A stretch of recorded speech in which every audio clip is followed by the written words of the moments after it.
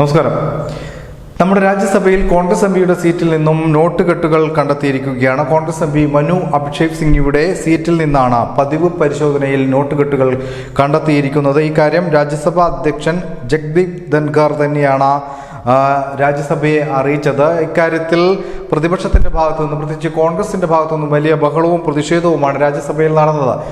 കോൺഗ്രസ് പറയുന്നത് ഈ എംപിയുടെ പേര് പറയാതെ കാര്യങ്ങൾ അവതരിപ്പിക്കാമായിരുന്നു എന്നാണ്. എന്നാൽ അധ്യക്ഷന്റെ ഭാഗത്തു നിന്നും ഈ കാര്യത്തിൽ അന്വേഷണത്തിന് ഉത്തരവിട്ടിട്ടുണ്ട്. മാത്രമല്ല, താൻ ചെയ്തത് തന്റെ ഉത്തരവാദിത്തമെന്നാണ് അദ്ദേഹം പറയുന്നത്. എന്തായാലും അന്വേഷണത്തെ കോൺഗ്രസ് അധ്യക്ഷൻ മല്ലികാർജുൻ ഖാർഗെ സ്വാഗതം ചെയ്തിട്ടുണ്ട്. അതേസമയം പേര് പറഞ്ഞതിൽ ഖാർഗെയും പ്രതിഷേധം രേഖപ്പെടുത്തിയിട്ടുണ്ട്.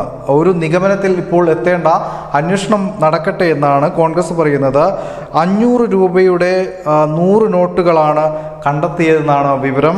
പക്ഷേ അഭിഷേക് സിംഗ്വി പറയുന്നത് താൻ വെറും 500 രൂപ മാത്രമാണ് രാജ്യസഭയിൽ കൊണ്ടുവന്നത് എന്നാണ്. പിന്നെ എങ്ങനെയാണ് നോട്ട് കെട്ടുകൾ തൻ്റെ സീറ്റിലെത്തുക എന്നാണ് അദ്ദേഹം ചോദിക്കുന്നത്. എന്തായാലും ഈ കാര്യത്തിൽ ഒരു ദുരൂഹത തുടരുകയാണ്. അന്വേഷണം തുടരുകയും ചെയ്യുന്നു. News desk, news India Malayalam.